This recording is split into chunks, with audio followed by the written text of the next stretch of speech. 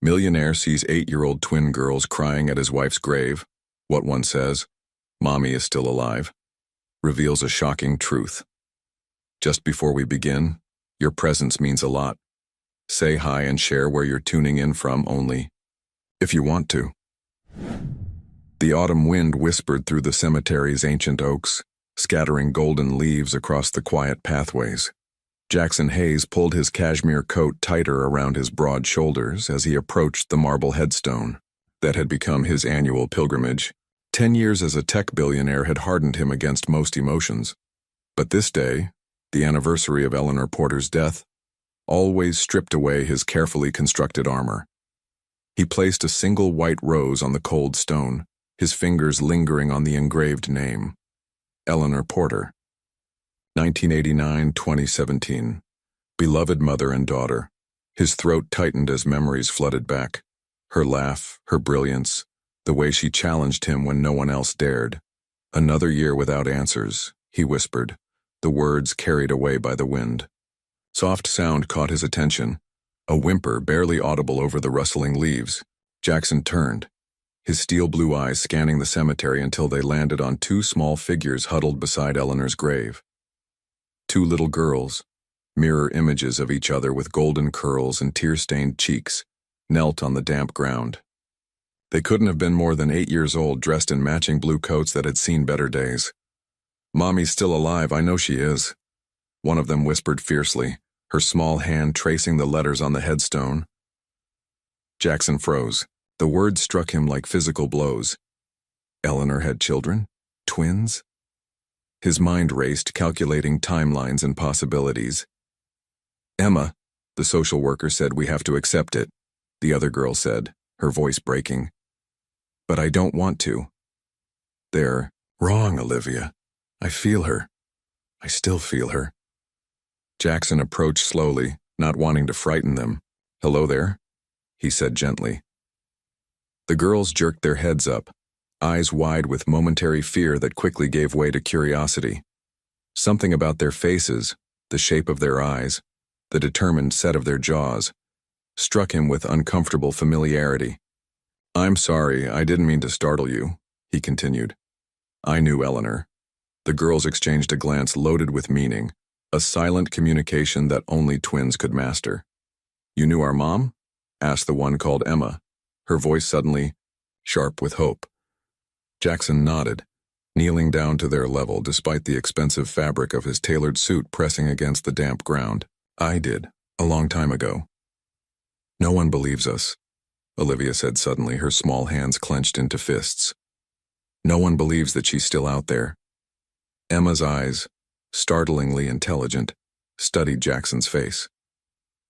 "Why do you come here? Everyone else has forgotten her." The question pierced through Jackson's carefully constructed defenses. Why did he come year after year? Eleanor had vanished from his life long before her reported death. Their relationship had burned bright and ended, abruptly, leaving only ashes and questions. "I could never forget your mother," he answered truthfully. The girls looked at each other again, that silent twin communication passing between them. "Why does nobody believe us?" Emma asked, her voice small yet defiant. Something inexplicable pulled at Jackson's heart, a connection he couldn't explain, a responsibility he hadn't sought. These children, with their unwavering faith and fierce determination, reminded him of someone. Of Eleanor. Of himself, before success had calcified his heart. "I'll believe you," he heard himself say, the words surprising him as much as the girls. "Tell me why you think your mother is still alive." Their faces transformed with matching expressions of hope, the first ray of sunlight breaking through storm clouds. In that moment, something fundamental shifted in Jackson Hayes' world. He didn't understand why these children's pain resonated so deeply within him, why their conviction stirred something long dormant in his soul. "You will?" Olivia whispered, her eyes wide with disbelief. Jackson nodded, an unspoken promise forming. "I will. I want to hear everything." Behind them, a woman in a sensible coat approached with concern etched on her face. "Girls, you can't just run off like that." "I'm so sorry, sir, if they've bothered you." but Jackson barely heard her. His eyes remained fixed on the twins' faces, a strange sensation washing over him, like pieces of a puzzle he never knew existed suddenly revealing. Their edges. They're not bothering me at all, he said firmly. In fact, I think we have a lot to talk about. How many characters would you like for the next chapter? Jackson led the small group to a quiet cafe across from the cemetery. The establishment's warm lighting contrasted sharply with the gray afternoon outside. The woman who had approached them, Martha Wilson, introduced herself as the twins' temporary guardian. I work with family services, she explained quietly while the girls sat at a nearby table, heads bent together in whispered conversation. They've been through so much since Eleanor's accident last year. The foster system is challenging for them. Jackson nodded, his eyes never leaving the twins. How did you know Eleanor? I didn't personally. I was assigned to their case after. Martha hesitated. Emma and Olivia are special children. Brilliant, like their mother apparently was, but they cling to this belief that she's still alive. The therapist says it's their way of coping. A waitress brought hot chocolates for the girls and coffee for the adults. Jackson approached the twins' table, sitting down across from them. Tell me about your mother, he said gently. Emma, the more analytical of the two, studied him with eyes too wise for her age. Mom was a scientist. She worked with medicines to help sick people. She was always writing in her special notebook, Olivia added, the one with the lock that had all her secrets. Emma nodded. Before the accident, she was acting weird, scared. She kept saying some people were dangerous. She'd whisper on the phone at night, Olivia continued. We weren't supposed to hear, but we did. Jackson leaned forward. What did she say? That she found something bad. That people could get hurt, Emma replied. She said she had proof and needed to tell someone important. Martha sighed. The police investigated thoroughly after the car accident. There was nothing suspicious. Because they didn't look, Olivia protested. Mom left us clues. She knew something might happen. Emma reached into her pocket and pulled out a folded photograph. This was in her special box. She said if anything happened to her, we should remember this picture. Jackson took the photo and his heart stopped. It showed a younger Eleanor laughing on a university campus, her arm around a younger version of himself. He remembered that day perfectly. It was taken 10 years ago, during their final semester together at MIT. That's you, Emma said simply. Jackson couldn't speak, staring at the evidence of a past he'd tried to forget. Martha looked confused. You knew Eleanor well? We were together in college, Jackson managed to say, his mind racing. But we lost touch years ago. Mom never told us much about our dad, Olivia said softly. Just that he was someone important, too important to be part of our lives. Jackson studied their faces more carefully now. The shape of their eyes, the determined set of their chins, the analytical gaze. Traits he saw every morning in the mirror. Traits his mother had passed to him. The realization hit him with stunning clarity. These weren't just Eleanor's daughters, they were his. The drive to Jackson's penthouse was silent, his mind a tempest of calculations and memories. 10 years ago, Eleanor had vanished from his life without explanation. 9 years ago, these girls were born. The timeline fit perfectly. In his spacious living room overlooking the city skyline, Jackson paced while Martha made phone calls to approve the girls' temporary visit. Emma and Olivia sat wide-eyed on his leather sofa, looking impossibly small against the backdrop of modern luxury. Your home is bigger than our whole apartment building, Olivia whispered. Jackson stopped pacing. I didn't always live like this. When did you know our mom? Emma asked, her analytical mind clearly making connections. Jackson sat across from them, choosing his words carefully.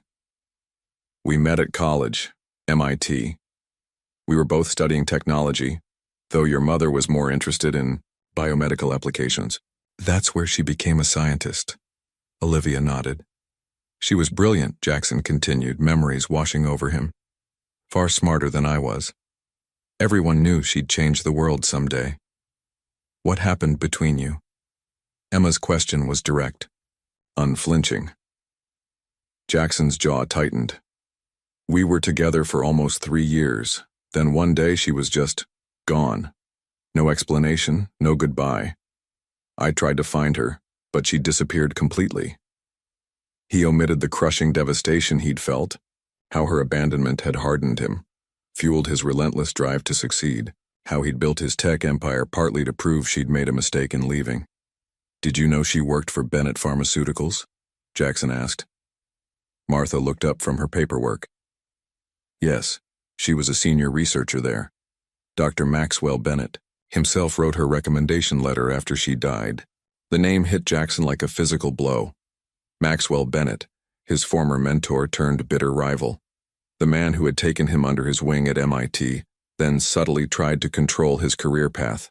The same man who had always seemed unnervingly interested in Eleanor's research. Bennett, Jackson whispered, pieces clicking into place.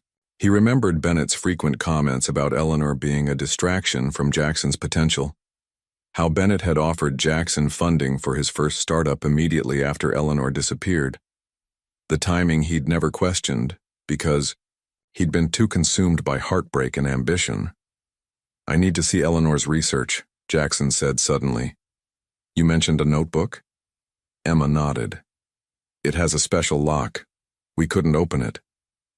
Where is it now? With our things at Martha's house, Olivia replied. Mom said it was important that people's lives depended on what she found. Martha's phone rang, breaking the moment. After a brief conversation, she turned to Jackson. That was my supervisor. Due to your previous connection to Eleanor, they've approved an extended visit. The girls can stay tonight if they'd like, and we'll reassess tomorrow. Jackson nodded, a strange protective feeling surging within him. I'd like that. After Martha left with promises to return with overnight bags, Jackson stood at his window, watching the city lights flicker to life as dusk fell. Behind him, his daughters, whispered together on the sofa. His phone vibrated with a message from an unlisted number. Heard you met Eleanor's twins today.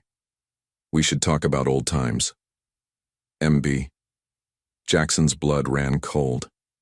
Bennett was watching. And Bennett never reached out without purpose.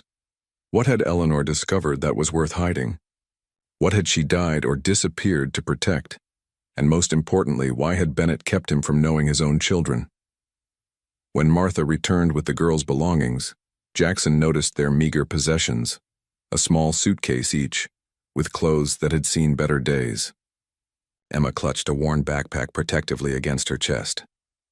It's in here, she said once Martha had left, carefully unzipping the bag to reveal a leather-bound journal with an unusual mechanical lock. Mom's special notebook. Jackson examined. The lock, not electronic, but a complex puzzle mechanism. This is brilliant, he murmured. A lock that can't be hacked. We tried to open it, Olivia admitted. But it's too hard. Jackson reached for his phone. I know someone who might help. Within an hour, Camila Rodriguez arrived. His head of security was a former intelligence operative with skills that extended far beyond normal corporate protection. Interesting, Camila said, examining the diary. Reminds me of cryptographic mechanisms from the Cold War era. Your Eleanor was serious about keeping this private. While Camilla worked on the lock, Jackson ordered dinner and showed the twins around the penthouse. Their eyes widened at his home automation system. You make this? Emma asked, watching lights respond to voice commands. My company did. We specialize in intelligent systems that learn from human behavior. Like the robots in Mom's stories? Olivia's eyes brightened. Not quite that advanced, Jackson smiled. Not yet anyway. I've got it, Camilla called from the living room. The diary lay open on the coffee table. The first pages contained research notes, chemical formulations, and molecular diagrams beyond Jackson's expertise. But further in, Eleanor's elegant handwriting shifted to personal entries. March 12th. The phase the 3rd. Trials data doesn't match what was submitted to the FDA. Patient deaths in the original study were recategorized under different causes.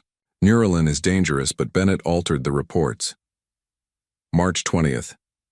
Discovered cardiac abnormalities in 18% of patients, not the 2% reported. Bennett personally ordered these findings removed before submission. April 3rd. Bennett knows I've been accessing the original files. Victoria watching me constantly. Must protect the girls. If something happens, the evidence is with Diana. Jackson looked up, his face grim. Eleanor was documenting fraud. Bennett Pharmaceuticals falsified safety data for their flagship drug. That why Mom had to hide? Olivia asked. Before Jackson could answer, his security system alerted him to a visitor. On the monitor, he saw Maxwell Bennett himself standing at his private elevator. Take the girls to the guest room, Jackson told Camilla urgently. Keep them there until he's gone. Bennett entered with the easy confidence of a man accustomed to power. At 60, his silver hair and tailored suit projected authority, but Jackson now recognized the calculated coldness in his eyes. Jackson, Bennett smiled without warmth. Been a while. What do you want, Maxwell? Can an old mentor check in? I hear you've taken an interest in Eleanor Porter's children. Jackson kept his expression neutral. News travels fast. Small world, Bennett replied, glancing around the penthouse. Tragic about Eleanor. Brilliant mind. Yes, she was, Jackson said carefully. Bennett's eyes sharpened. The girls are staying with you? Interesting choice by social services. Temporary arrangement. Bennett nodded slowly. Children need stability. Perhaps Bennett Pharmaceuticals could establish a trust fund for Eleanor's memory. The threat was veiled but clear. Bennett was asserting control. I'll handle their needs, Jackson said firmly. As Bennett left, he paused. Those girls have Eleanor's eyes, don't you think? But something about them reminds me of someone else. Good genes. His smile was predatory. Be careful, Jackson. Parenting can be hazardous. After the elevator doors closed, Jackson leaned against the wall, heart pounding. Bennett knew. And Bennett wanted Eleanor's research, and possibly the twins, under his control. Jackson returned to the diary, more determined than ever to uncover what Eleanor had discovered, and why it might have cost her her life. The morning after Bennett's unsettling visit, Jackson arranged for enhanced security measures. Camilla stationed 2 additional team members in the building and implemented advanced surveillance protocols. We're being watched, she informed Jackson privately. There's a black sedan that circled the block 6 times. Professional surveillance team. Jackson nodded grimly. I need to know everything about Eleanor's work at Bennett Pharmaceuticals, and I want to meet anyone who worked closely with her. While the twins explored the penthouse library with Camilla, Jackson began his investigation. In earnest, he contacted his corporate intelligence team to discreetly gather information on Bennett's operations, Eleanor's research history, and the drug Neuralin. By afternoon, Jackson was reviewing preliminary reports in his home office when Emma slipped. Inside, her observant eyes taking in the multiple screens displaying data. Are you looking for Mom's secrets? She asked. Jackson hesitated, then nodded. I am. I think your mother discovered something dangerous and some powerful people might have wanted to stop her. Emma's face remained serious. She knew they were coming. That's why she made plans. She climbed onto a chair beside Jackson. I remember watching her burn papers in the kitchen sink. She was crying. When was this? Jackson asked gently. The week before she died. She kept saying they won't hurt my girls. Emma's analytical gaze met Jackson's. She was protecting us from someone. The revelation sent a chill through Jackson. Emma, do you remember anyone unusual coming to your house? Anyone who might have been watching your mother? Emma thought carefully. A woman with red hair came to dinner once. Mom was tense. They argued after she thought we were asleep. Do you know her name? Dr. Victoria. Mom called her Vic. They used to be friends, but then Mom said she chose the wrong side. Victoria Coldwell, Bennett's research director and right hand. Jackson made a mental note to investigate her more thoroughly. An alert from his security system diverted his attention. Someone had arrived at the private elevator. The monitor showed a thin woman with anxious eyes and a lab coat tucked into her bag. Sarah Wang, she identified herself to the security camera. I was Eleanor Porter's research assistant. I need to speak with Mr. Hayes. After security cleared Sarah entered the penthouse clearly uncomfortable with the luxury surroundings. Her gaze softened when she spotted the twins reading in the living room. Emma, Olivia, she said with genuine warmth. You've grown so much. The twins rushed to embrace her, confirming her identity better than any security check could have. In Jackson's office, with the door closed, Sarah spoke in hurried, nervous tones. I shouldn't be here. They're watching all of Dr. Porter's former associates. But when I heard you'd taken the twins in, she twisted her hands anxiously. Dr. Porter talked about you, you know. Not often, but sometimes I'd catch her looking at an old photo. Why have you come, Sarah? Jackson asked directly. Because Eleanor prepared for her own death, Sarah said, her voice barely above a whisper. The accident was too convenient, too perfectly timed. She had just compiled all the evidence of data manipulation on Neuralin trials. Sarah pulled a flash drive from her pocket. Eleanor gave me this the day before she died, said it was her life insurance. I was supposed to release it if anything happened to her, but I was too afraid. Bennett has connections everywhere, police, FDA, media. Jackson took the drive, his expression grave. What does it contain? Raw data from the original trials. Patient records showing cardiac failures systematically recoded as unrelated complications. Internal emails ordering the manipulation of data. Bennett personally directing which adverse events should be hidden. Why didn't she go public? Jackson asked. Sarah's eyes darted to the door. She was going to. Had a meeting scheduled with an investigative reporter. But she was also terrified. For the twins, she lowered her voice further. Bennett made threats, not directly but through Victoria, said that single mothers could face unfortunate accidents, leaving their children in the system. Jackson's jaw tightened. So she was gathering evidence carefully, building an airtight case. Yes, Sarah confirmed, and there's more. Neuralin was just the beginning. They're preparing to launch a pediatric version despite knowing the risks are even higher for children. The implication was staggering. Thousands of children could be endangered by a medication known to be unsafe. There's one more thing, Sarah continued. In those final weeks, Eleanor kept saying she had a nuclear option if anything happened to her. Something that would destroy Bennett completely. She never told me what it was, but it gave her courage. Jackson thought of the diary, still only partially decoded. Did she have any unusual research sites? Private labs, off-site locations? Sarah hesitated. She sometimes disappeared for entire weekends. Said she was conducting independent verification of her findings.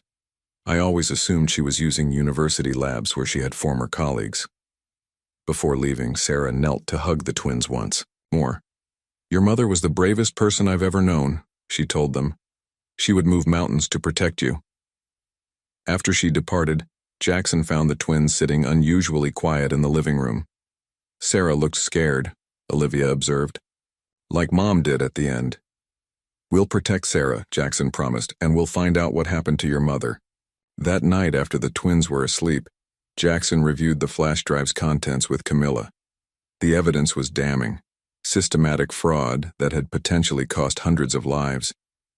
This would destroy Bennett Pharmaceuticals, Camilla said. Their stock would collapse overnight. And Bennett himself would face criminal charges, Jackson added. No wonder he was willing to go to such lengths to suppress it. He stared at the sleeping faces of his daughters, their existence a miracle he was still processing. Their mother had faced down one of the most powerful men in pharmaceuticals to protect patients and them. Had it cost Eleanor her life? Or was she still out there somewhere, as the twins so fervently believed? Jackson made a silent vow as he watched over them. He would finish what Eleanor started. He would protect their daughters. And he would uncover the full truth, no matter how dangerous the path. The headquarters of Bennett Pharmaceuticals rose like a gleaming monolith above the city skyline, its glass facade reflecting the morning sun. Jackson studied it from across the street. remembering how he'd once admired the building as a symbol of scientific progress. Now he saw it differently, a fortress hiding corruption. Inside his car, he reviewed his strategy. With the twins safely at his penthouse under Camilla's protection, he could focus on infiltrating Bennett's operation. His cover was simple: a potential investor interested in the upcoming pediatric Neuralin launch. The receptionist recognized him immediately. "Mr. Hayes, what an unexpected pleasure. Dr. Bennett didn't mention you were visiting today." A spur-of-the-moment decision. Jackson smiled disarmingly. "Is he available?" Bennett wasn't, but his second-in-command was. Victoria Coldwell greeted Jackson with professional courtesy that didn't reach her calculating eyes. "What brings a tech billionaire to our humble pharmaceutical company?" she asked, leading him through the research wing. "Looking to diversify?" "Something like that," Jackson replied. "I'm particularly interested in Neuralin. I hear the pediatric version is nearly ready for market." Victoria's smile tightened slightly. "Our most promising development. Trials have been extraordinarily successful, so I've heard. Though some might say suspiciously so." Jackson watched her reaction carefully. A flash of tension crossed her face before she recovered. "Science often delivers unexpected breakthroughs, Mr. Hayes." She showed him laboratories where white-coated researchers worked with precision instruments. Everything appeared immaculate, transparent, but Jackson noticed the keycard barriers, the surveillance cameras, the restricted areas. "I'd love to see the raw data from the pediatric trials," he mentioned casually.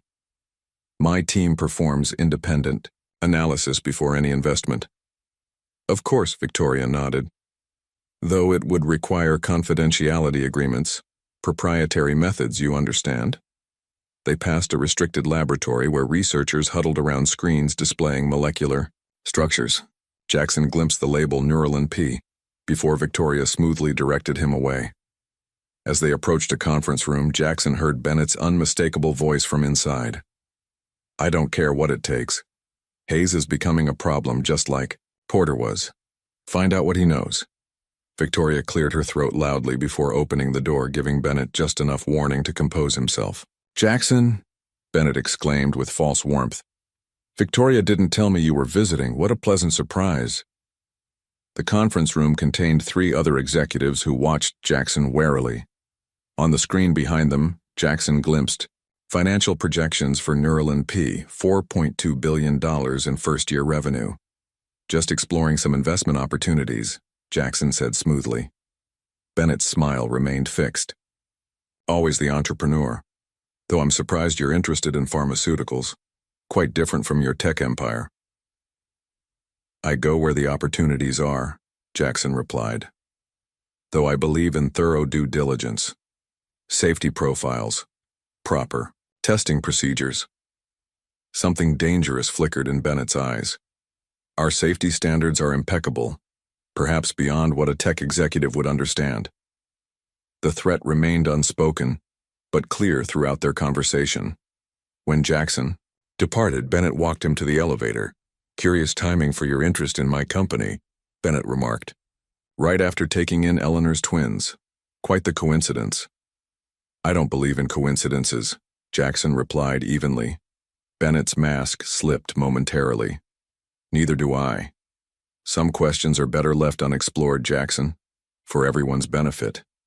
As the elevator doors closed, Jackson heard Bennett's final words. "Remember, children need stability.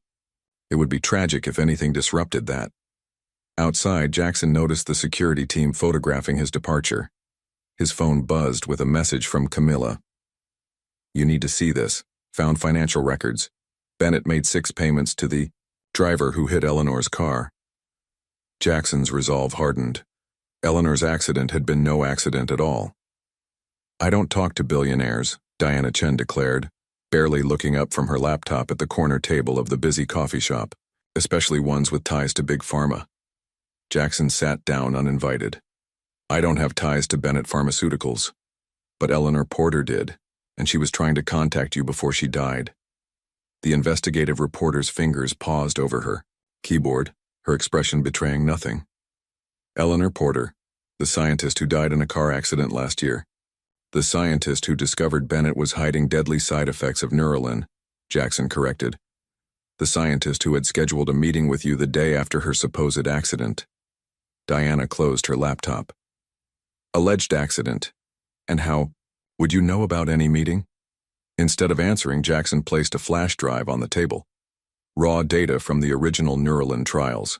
Patient deaths systematically recategorized. Internal emails ordering the concealment of adverse effects. And financial records showing payments to the driver who hit Eleanor's car. Diana didn't touch the drive. Why bring this to me? You have enough resources to buy a media company if you wanted to publish this.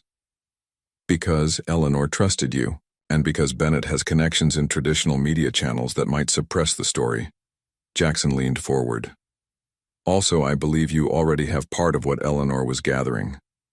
Diana's carefully neutral expression confirmed his suspicion. What's your stake in this, Hayes? You build AI systems, why care about a pharmaceutical scandal? Jackson hesitated, then decided on the truth. Eleanor Porter's twin daughters are mine. I didn't know they existed until 3 days ago. Diana studied him with new interest. That changes things. But if what you're implying is true, that Bennett orchestrated her death, then you've put those girls in danger by taking them in. They were already in danger, Jackson replied, and I need to know if their mother is truly dead. You think she's alive? Diana asked incredulously. The twins believe it. And I've discovered her body was never properly identified. The accident left it supposedly unrecognizable, and the medical examiner was pressured to expedite the process. Jackson pulled out his phone, showing her crime scene photos he'd obtained. The car was completely incinerated. Forensics shows accelerants were used. It wasn't an accident, it was staged. Diana was fully engaged now. You need Detective Marcus Lewis. He was lead investigator initially, but got pulled off the case when he raised questions about inconsistencies. Can you arrange a meeting? Diana nodded slowly. I'll contact him. But if we do this, we do it my way. No corporate cover-ups, no settling quietly, no matter how ugly it gets. That's exactly what I want, Jackson assured her. The full truth, publicly exposed. Later that evening, Jackson found Emma sitting alone in the penthouse library, studying Eleanor's diary with intense concentration. Any breakthroughs? He asked gently. She looked up with eyes so like his own. Mom used different coding systems for different sections. This part talks about the White Room where she did special research. Emma pointed to a diagram. I think it's not in the main building. Jackson sat beside her, impressed by her analytical mind. You're very good at puzzles. Mom taught us. She said sometimes the most important things have to be hidden in plain sight. Emma hesitated. She also said if anything happened to her, we should find the man in the photograph. Me? Jackson asked softly. Emma nodded. She kept your picture in her special box, the one with important things. She looked at him directly. Were you our dad? Is that why she kept your picture? The directness of her question caught Jackson off guard. Before he could answer, Olivia appeared in the doorway. Emma, that was supposed to be a secret until we were sure, she exclaimed. Jackson looked between his daughters, his heart constricting. Yes, he said simply. I believe I am your father. I just didn't know it until now. Why didn't you find us before? Olivia asked, her voice small. Because I didn't know about you, Jackson answered truthfully.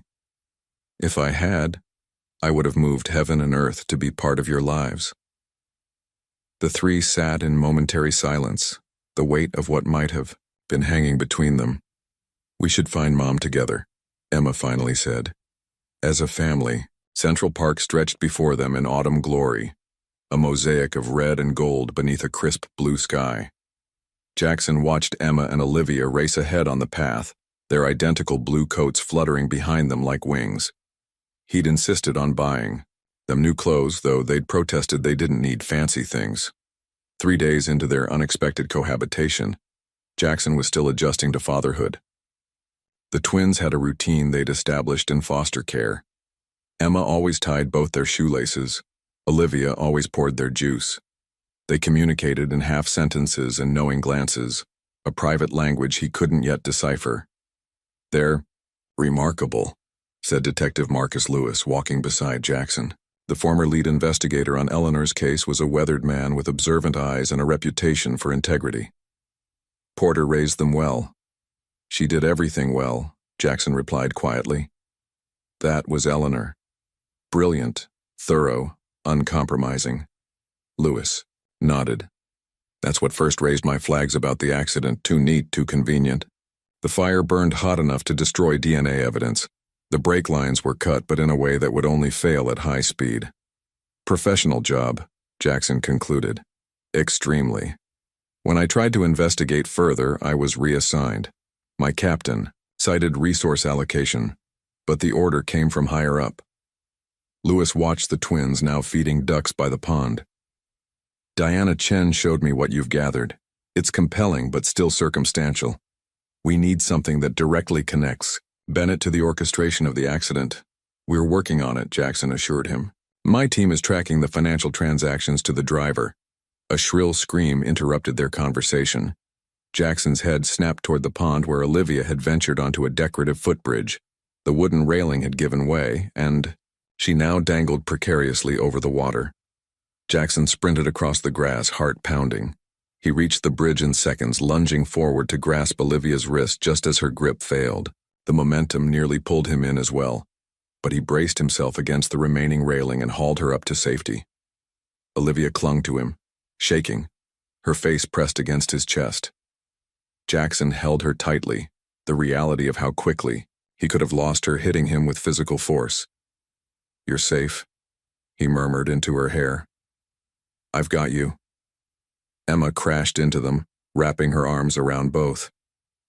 "Livy, you're okay." Detective Lewis examined the broken railing, his expression grim.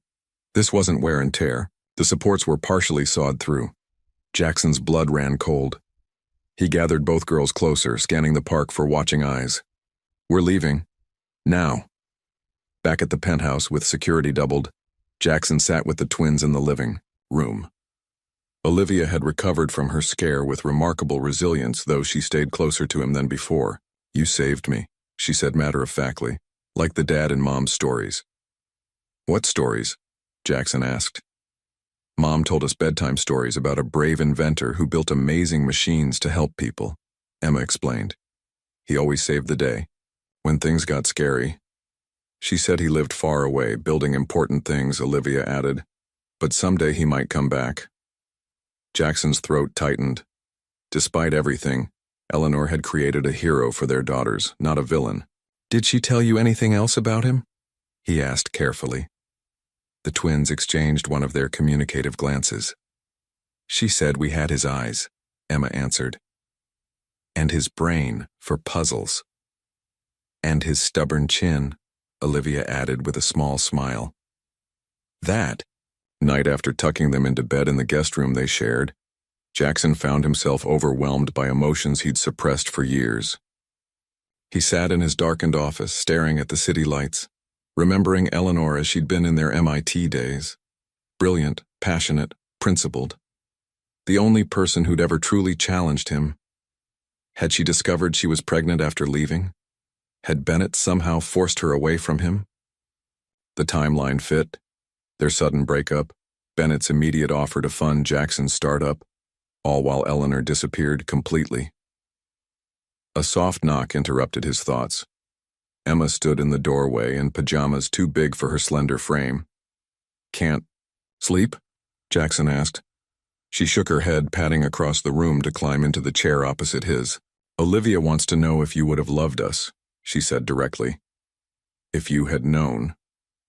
The question pierced Jackson's carefully constructed defenses. "More than anything in this world," he answered, his voice rough with emotion.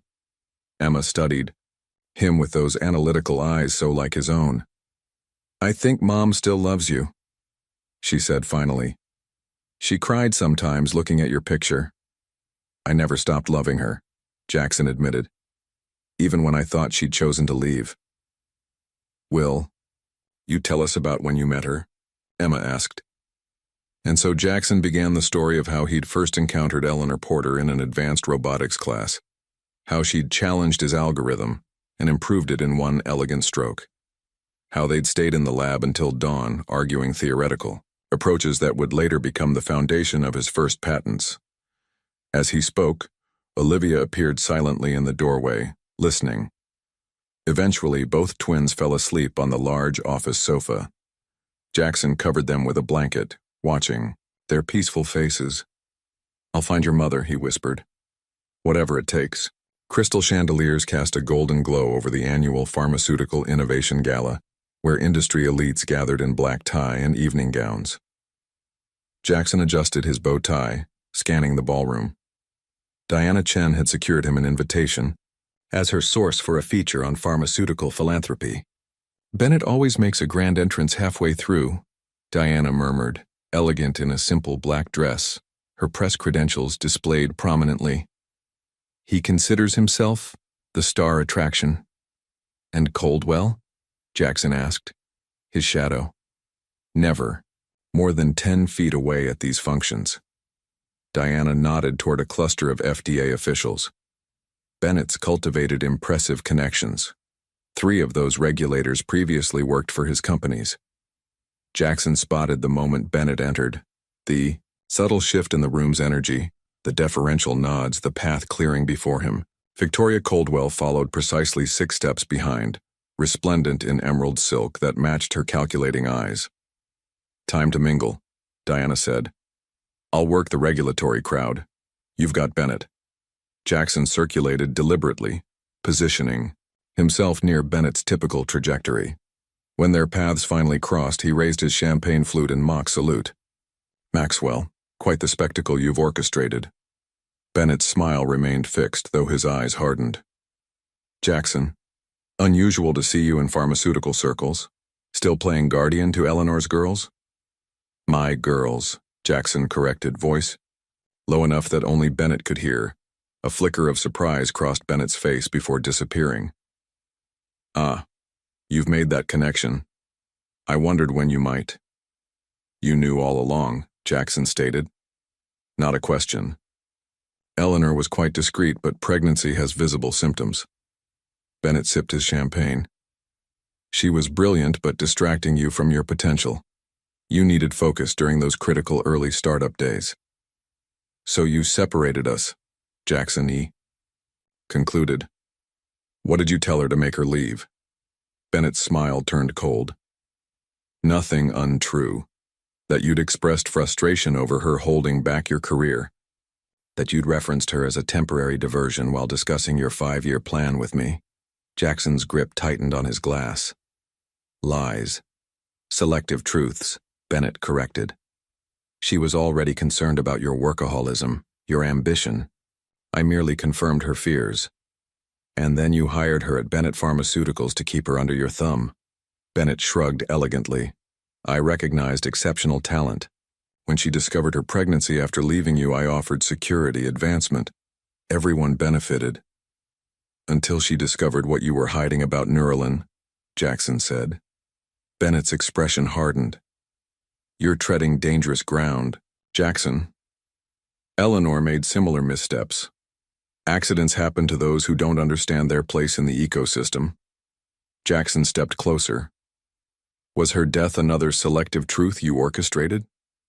"The official record stands," Bennett replied, coldly. "I'd be careful about spreading unfounded accusations. Think of the twins. Children need stability." His gaze drifted toward the entrance. "Speaking of which, I hear social services has questions about your sudden interest in guardianship." Before Jackson could respond, Victoria Coldwell appeared at Bennett's side, whispering urgently in his ear. Bennett's face darkened. "If you'll excuse me," he said tersely. "Urgent matter." As Bennett strode away, Diana approached with her phone displaying breaking news. "Whistleblower exposes potential fraud in Neuralin drug trials." "Sarah Wang went public," Diana said. "Limited details, but enough to spook Bennett." "He'll retaliate," Jackson warned. "We need to protect her." "Already arranged safe housing through my editor." As the gala continued, Jackson noticed Bennett and Victoria in intense conversation with several FDA officials. The network of influence was visible: handshakes, reassuring pats, confident nods. When Jackson departed shortly after midnight, he found his driver unconscious beside the car. The vehicle's brake lines had been cleanly cut. On the windshield, a handwritten note: "Not for you, for the twins' sake." The message was clear: back off, or Emma and Olivia would become targets again. Jackson's resolve hardened. Bennett had underestimated him just as he'd underestimated Eleanor. The time for careful investigation was over. He needed to strike directly at Bennett's empire before more lives were lost. Gray clouds hung heavy over Memorial Garden Cemetery, matching the somber mood of the small gathering. Jackson stood beside Detective Lewis and Diana Chen, watching, as cemetery workers prepared to exhume Eleanor Porter's grave. The court order had taken considerable legal pressure to obtain. The twins shouldn't be here for this, Jackson had insisted earlier that morning. They remained at the penthouse with Camilla, engaged in a mathematics lesson, a distraction Jackson had carefully arranged. Dr. Helena Bishop is the best forensic pathologist in the state, Lewis explained, as a petite woman in a practical raincoat approached. If there's anything to find, she'll find it. The exhumation proceeded with methodical precision. Jackson maintained his composure until workers lifted the casket from the earth. Despite his preparation, the reality of the moment, that Eleanor's remains might be inside, hit him with physical force. Dr. Bishop supervised as the casket was transported to a nearby tent for preliminary examination. The small group followed, tension thick in the air. "I'll need to document everything before opening," Bishop explained, photographing the casket from multiple angles. "The seal appears intact, no signs of previous disturbance." Jackson nodded, unable to speak. Diana squeezed his arm briefly in silent support. When Bishop finally opened the casket lid, her professional demeanor slipped momentarily. "This is unusual. Instead of human remains, the casket contained several sandbags arranged in a roughly human shape." "What the hell?" Lewis muttered, leaning closer. Bishop examined the interior carefully. "These weights approximate the body weight reported in the death certificate. There are no human remains in this casket." The implications crashed over Jackson in a wave. "She's not here." "No," Bishop confirmed, "and from the condition of these materials, I'd say this casket has never contained a body." The funeral was closed casket, Diana recalled. The official report cited severe burning from the car fire. Lewis was already on his phone requesting the original accident scene evidence. "We need to retest the blood samples from the crash site." Within hours, they gathered in Bishop's laboratory, where she completed her analysis of the original blood evidence.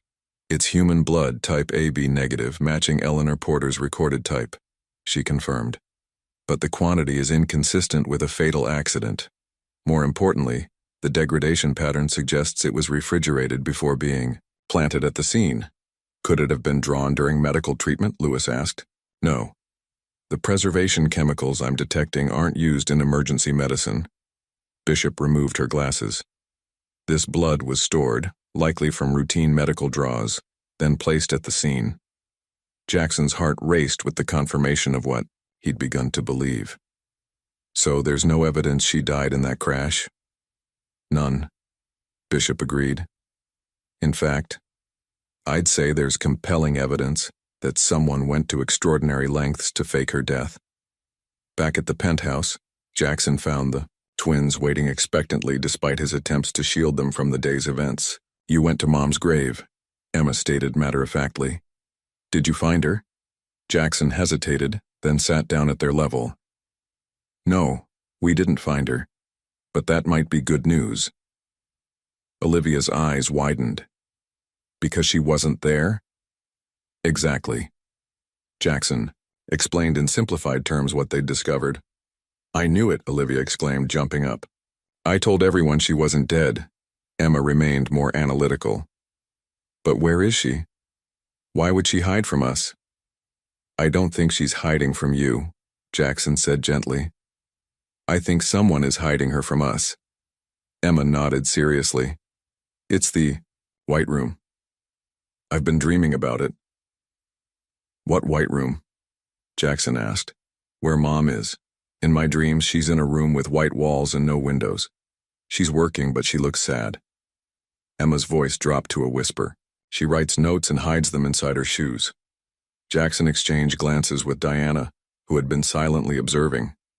Children's dreams weren't evidence, but given everything they'd discovered, he wasn't dismissing anything. We're going to find her, he promised. And when we do, no one will separate our family again. The press conference room at the Grand Meridian Hotel buzzed with anticipation. Journalists from major outlets adjusted cameras and checked recording equipment, responding to the cryptic invitation, Groundbreaking Pharmaceutical Industry Expose, Bennett Pharmaceuticals Investigation. Behind the scenes, Jackson reviewed his presentation with Diana. Once we start this, there's no going back. Bennett will use every resource to discredit us. That's why we're doing it this way, Diana replied. Too public for them to suppress, too many outlets for them to control. Your tech background gives you credibility they can't easily dismiss. Detective Lewis entered the preparation room. Just got word. The FBI has opened a formal investigation based on the evidence we submitted. They're preparing warrants for Bennett Pharmaceutical servers. Sarah Wang sat nervously in the corner reviewing her talking points. As Eleanor's former research assistant, her testimony was crucial. Dr. Porter would be proud of this, she said quietly. This is what she wanted. The truth exposed, patients protected. At precisely 10 a.m., Jackson stepped to the podium, camera flashes erupting around him. The tech billionaire rarely gave press conferences, ensuring maximum attention. Thank all you for coming, he began. What I'm about to share will shock many of you. It involves systematic fraud, danger to public health, and potentially orchestrated violence, all to protect corporate profits. For the next 30 minutes, Jackson methodically presented their evidence, the falsified Neuralin trial data, the concealed cardiac risks, the pattern of suspicious deaths among whistleblowers, the staged accident, and finally, the empty grave. We have conclusive forensic evidence that Eleanor Porter's death was elaborately faked, Jackson stated. We believe she is being held against her will, possibly continuing her research under duress. The room erupted with questions. Diana stepped forward, directing the press to packets containing supporting documentation and her comprehensive investigative report publishing simultaneously online. As the conference concluded, Jackson's security team reported agitated activity at Bennett Pharmaceuticals headquarters. Stock prices were already plummeting in real-time trading. Mr. Hayes, a reporter called out as Jackson prepared to leave. Is it true that Eleanor Porter's twin daughters are your children? Is this investigation personal? Jackson paused, then returned to the microphone. Yes, Emma and Olivia are my daughters. I only discovered this recently after they found me at their mother's grave. And yes, this is deeply personal. But it's also about thousands of patients endangered by a medication known to be unsafe. Back at his command center, Jackson received reports from multiple fronts. Bennett Pharmaceuticals had issued a blanket denial, calling the allegations baseless attacks from a tech competitor seeking to manipulate markets. The FBI had executed their first warrants, and most significantly, Victoria Coldwell had contacted Diana's editor, seeking immunity in exchange for information. She's breaking ranks, Diana said excitedly. This is exactly what we needed. The meeting with Coldwell took place at her attorney's office under strict confidentiality. Her composure had cracked, replaced by the nervousness of someone who recognized a sinking ship. Bennett has a research facility that doesn't appear in any official records, she revealed. Built inside a mountain property he owns personally, registered as a private retreat. That's where Eleanor is. She's alive? Jackson demanded. Coldwell nodded. Bennett couldn't risk killing her. She's the only one who fully understands the molecular structure of Neuralin and its flaws. He needs her to fix the formula without admitting the original was defective. How do we know you're telling the truth? Diana pressed. Coldwell handed over a flash drive. Security footage, access codes, facility blueprints, everything you need to find her. Why help us now? Jackson asked. Because Bennett is planning to disappear with his contingency plan, Coldwell replied grimly. Taking Eleanor to an overseas location. The transport is scheduled for tomorrow night. Once she's out of the country, you'll never find her. Jackson studied the facility blueprints while his team verified Coldwell's information. The mountain complex was sophisticated with multiple security layers and limited access points. We can't wait for the FBI's bureaucracy, he decided. By the time they get approval for this location, Bennett will have moved her. You're not suggesting, Diana began. I'm not suggesting, Jackson interrupted. I'm stating. We're going. In tonight. The FBI field office buzzed with activity as agents processed the mounting evidence against Bennett Pharmaceuticals. Special Agent Cassandra Rivera, newly assigned to lead the investigation, reviewed the case files with growing alarm. The scale of this fraud is staggering, she told Detective Lewis. We've frozen Bennett's known accounts, but he has offshore resources we can't easily touch. He's planning to transport Eleanor Porter tonight, Lewis pressed. We need to move. On that mountain facility immediately. Rivera shook her head. The warrant for that property is still working through the system. It's privately owned outside corporate holdings. Judge Morris won't sign until morning. That's not good enough, Lewis argued. By then, Porter will be gone. Outside the federal building, Jackson waited in his car, on a secure line with Camilla.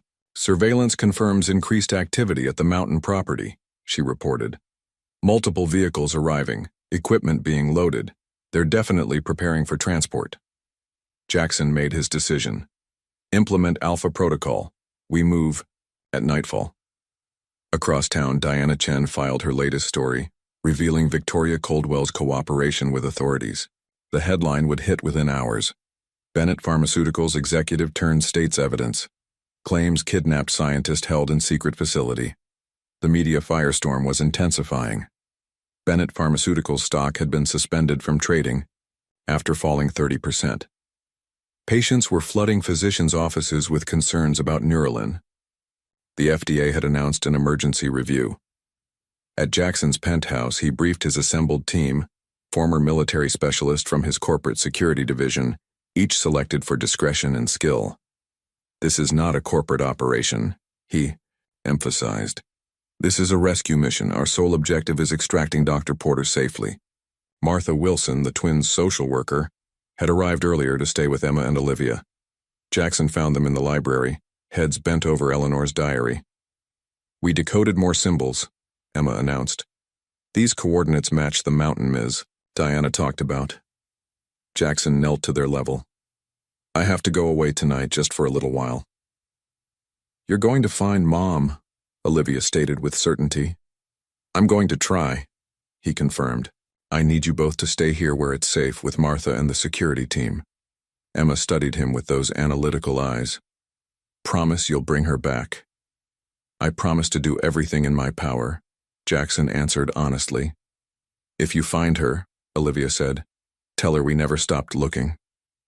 As dusk fell, Maxwell Bennett paced his private office at the mountain complex, watching security feeds with growing agitation. His carefully constructed empire was unraveling by the hour.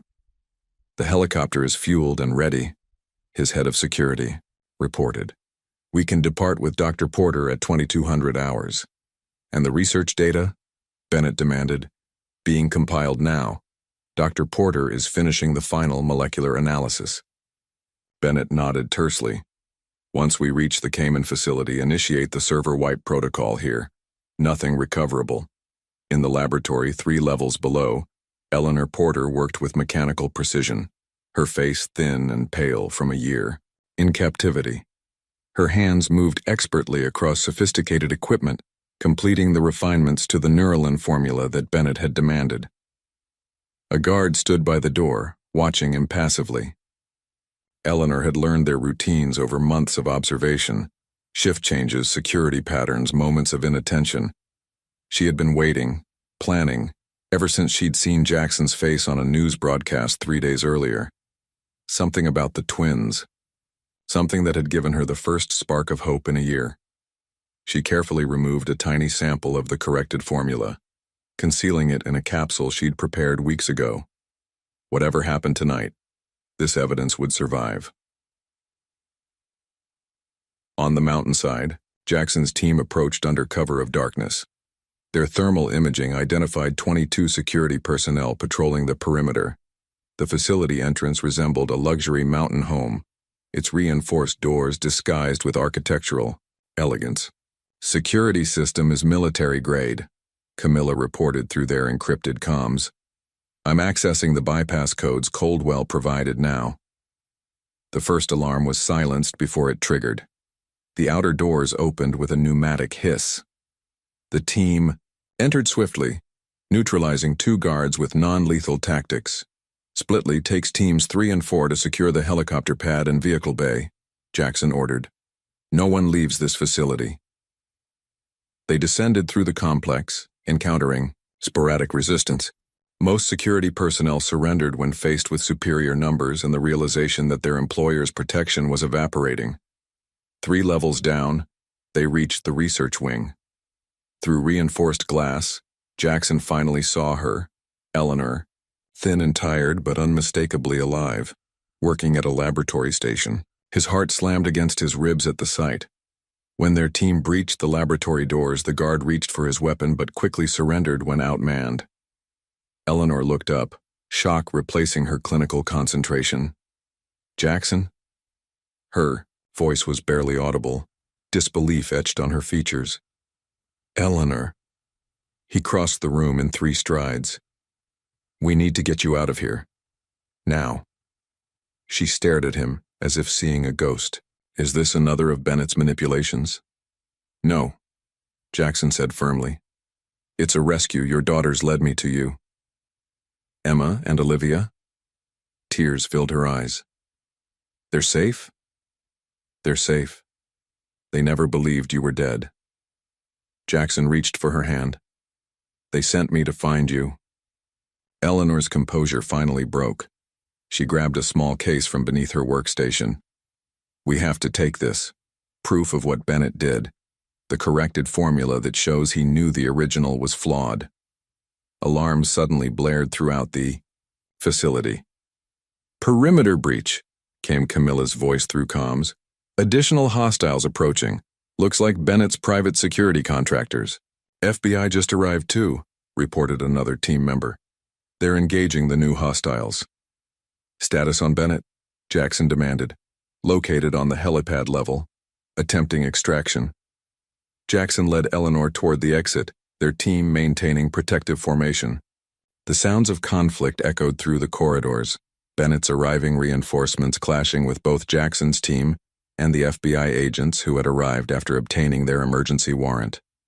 They reached the upper level to find chaos, FBI, agents securing the facility, Bennett's security team members being detained, and Maxwell Bennett himself in handcuffs, his face contorted with fury as he was led to a federal vehicle. "This is a misunderstanding," Bennett was insisting to the stone-faced agents. "Dr. Porter has been working here voluntarily on classified research." When Bennett spotted Eleanor emerging with Jackson, his facade cracked completely. "You ungrateful bitch, I made you. I protected your research." Eleanor approached him with quiet dignity.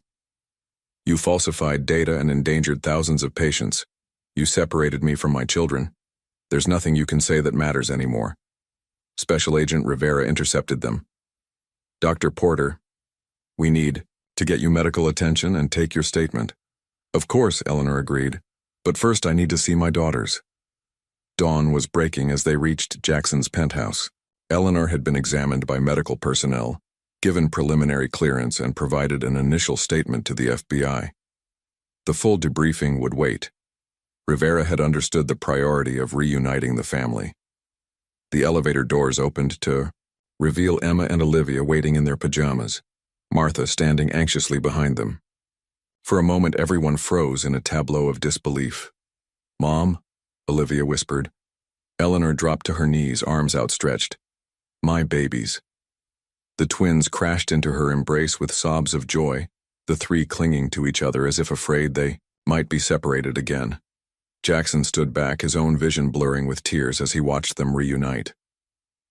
"We knew you weren't gone," Emma said fiercely. "We found your clues." "And we found Dad," Olivia added, reaching a hand toward Jackson. Eleanor looked up at him over the girls' heads, questions in her eyes. Jackson nodded gently, confirming what she'd clearly guessed from Olivia's words. They had much to discuss, years of manipulation and deception to unravel. But for now, this moment was enough. Their family, impossibly reunited against all odds. Martha discreetly wiped her eyes. "I'll make some breakfast," she murmured, giving the family space. The sun rose over the city skyline, illuminating the penthouse in golden light. Outside, news helicopters circled Bennett Pharmaceuticals' headquarters as federal agents continued their raid. Justice was in motion. Truth was emerging from darkness. And in a quiet moment amid the chaos, a family that had been fractured by greed and power found its way back together, guided by the unwavering belief of two small girls who had refused to accept the lie they'd been told.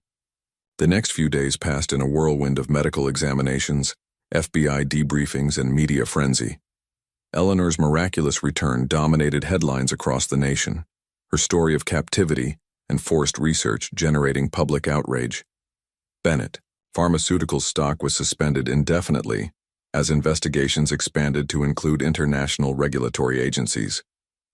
Through it all, Jackson ensured Eleanor and the twins remained protected in his penthouse, shielding them from the media circus.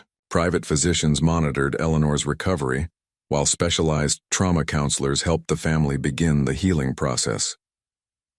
On the third evening after the rescue, Jackson found Eleanor alone on the terrace, watching the sunset over the city skyline. Her slender frame seemed fragile in the fading light, but her eyes held the same fierce intelligence he remembered. "The girls finally fell asleep," he said, joining her by the railing. "They've been fighting it, afraid you might disappear again." Eleanor nodded, her gaze distant. "I've been afraid of the same thing, that I'll wake up back in that laboratory." "You're safe now," Jackson assured her. "Bennett's bail was denied. The evidence is overwhelming." They stood in silence for a moment, the weight of their shared history and separated years hanging between them. "Jackson," Eleanor finally said, turning to face him, "I never would have kept the twins from you if I'd had a choice. You need to know that." "I'm beginning to understand," he replied carefully. "Victoria Coldwell has been cooperating extensively. She confirmed that Bennett orchestrated our separation, threatened you when you discovered you were pregnant." Eleanor's eyes glistened with tears. "He showed me messages, emails, all fabricated, making it clear you didn't want family complications derailing your career. When I tried to contact you anyway, he threatened the girls directly." "And when you discovered the Neuralin fraud?" Jackson prompted gently. "He made it clear what would happen to the twins if I went public." Eleanor's voice hardened. "So I built my case secretly, created safeguards.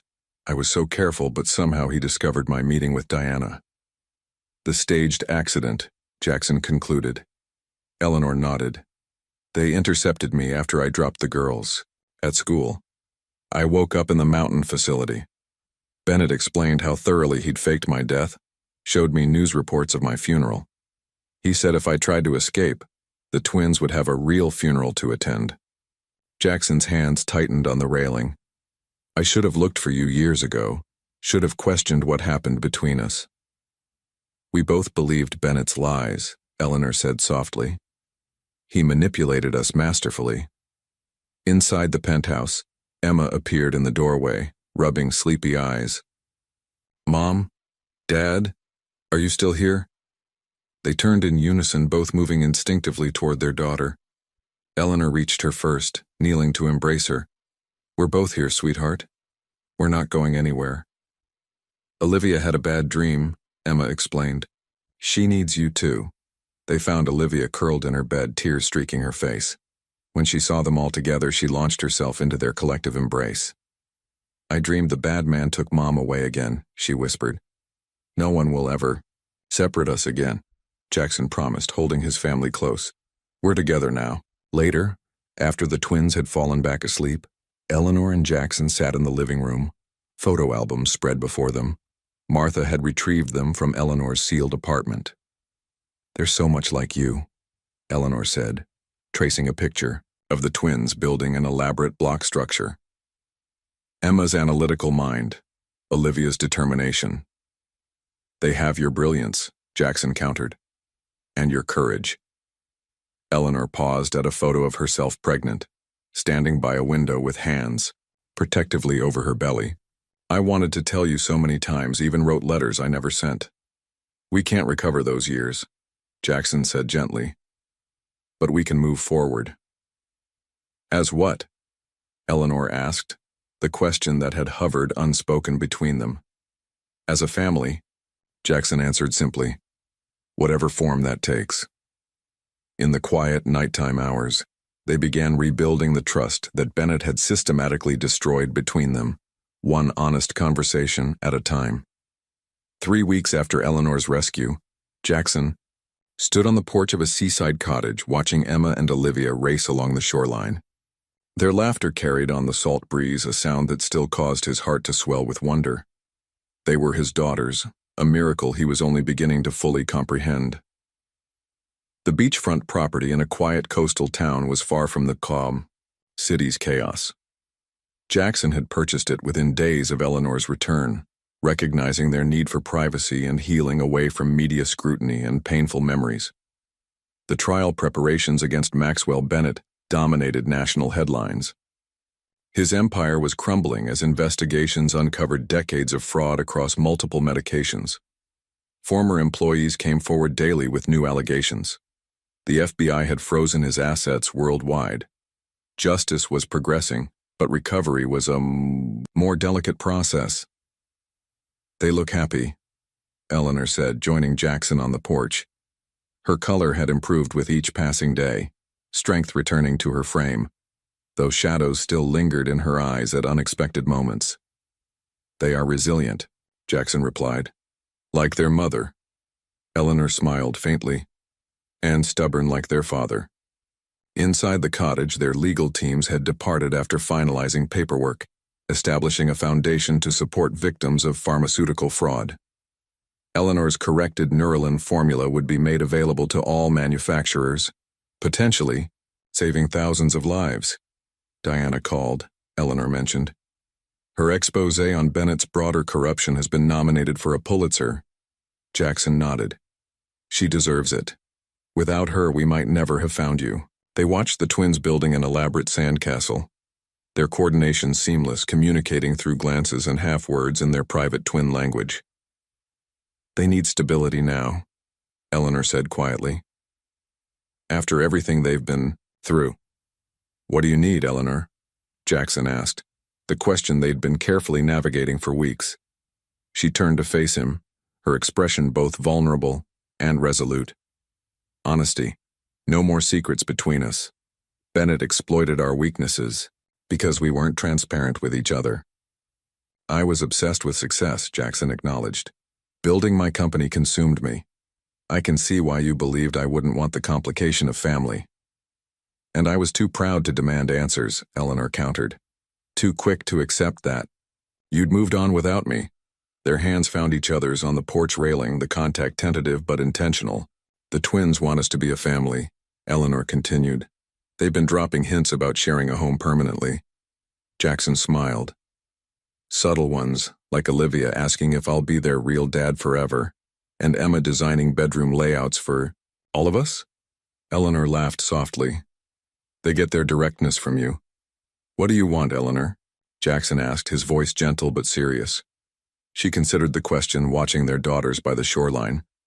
"I want to rebuild what Bennett stole from us, not necessarily returning to the past, but creating something new, something honest." "Co-parenting?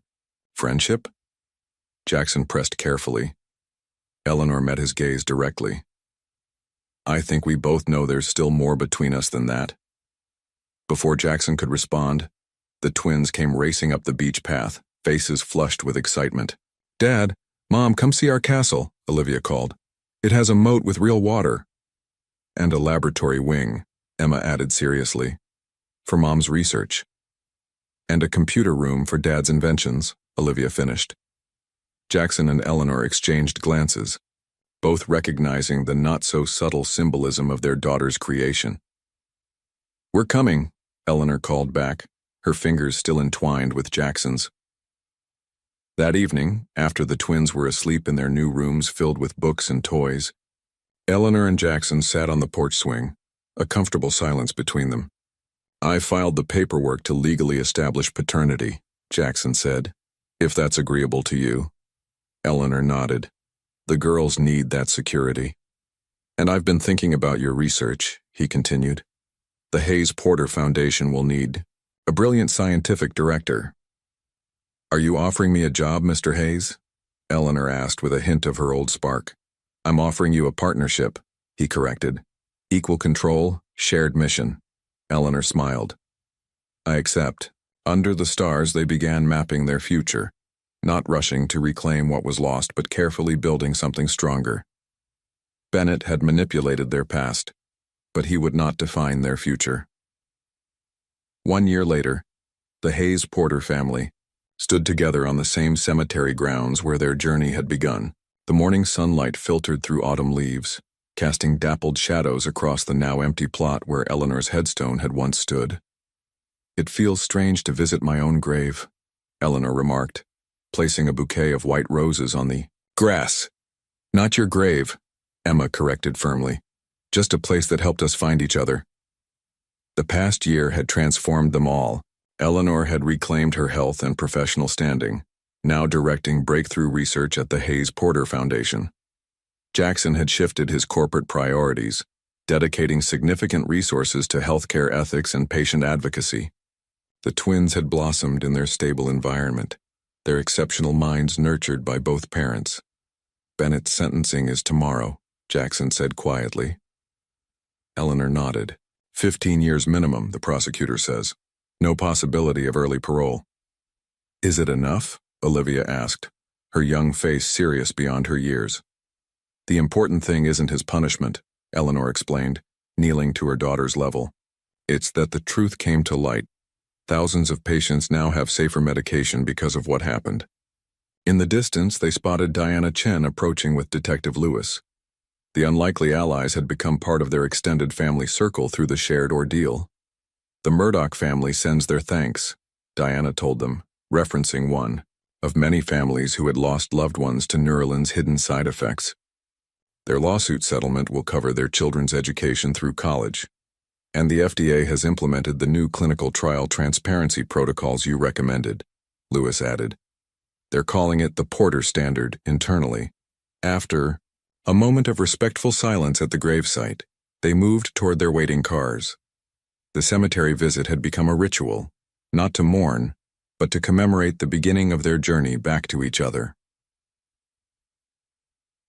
That evening, Eleanor stood at the podium of a medical ethics conference, addressing an auditorium filled with researchers, physicians, and policymakers. "Truth in science is not a luxury. It's a necessity," she stated, her voice steady and passionate. "When we compromise data for profit, we betray the fundamental covenant between medicine and humanity." In the front row, Jackson watched with pride, the twins beside him taking careful notes in matching journals. Emma had already demonstrated remarkable aptitude for biomedical concepts, while Olivia showed natural talent for advocacy and communication. Different strengths, complementary purposes, much like their parents. Back at their seaside home later that night with the twins asleep, Eleanor and Jackson sat on their favorite porch swing, watching moonlight dance across the waves. "I filed the final paperwork today," Jackson said, taking Eleanor's hand. "The adoption is official. Emma and Olivia Hayes Porter." Eleanor smiled. "They've been practicing writing their new names for weeks." "There's one more name change I've been considering," Jackson continued, his voice uncharacteristically hesitant. Eleanor turned to face him, eyes questioning. From his pocket, Jackson produced a small velvet box. Inside was a ring, not ostentatious despite his wealth, but elegant in its simplicity, a deep blue sapphire that matched their daughter's eyes. "We've rebuilt our family piece by piece this year," he said softly. We've healed old wounds and created something stronger than what was broken. Eleanor's eyes glistened in the moonlight. Are you asking what I think you're asking? I'm asking if you'll make it official, Jackson replied. Not because of the girls, not because of our shared past, but because this year has shown me that what I feel for you now is even stronger than before. Eleanor took the ring, turning it gently in the moonlight. We're different people than we were 10 years ago. Better people, Jackson agreed. With clearer priorities. The girls will be impossible once they hear about this. Eleanor laughed softly. They've been plotting this outcome for months. Is that a yes? Jackson asked. Eleanor slipped the ring onto her finger. It's a yes. They sealed their promise with a kiss, the sound of waves providing gentle accompaniment to this new beginning. Inside the house, two small figures crept back from the window where they'd been spying, exchanging triumphant smiles. Finally, whispered Olivia. Statistically inevitable, Emma agreed with satisfaction. The twins returned to their beds, secure in the knowledge that their family, once fractured by lies, was now whole, strengthened by truth and bound together by love that had survived the most determined efforts to destroy it. The truth, as Emma and Olivia had always known, had finally found its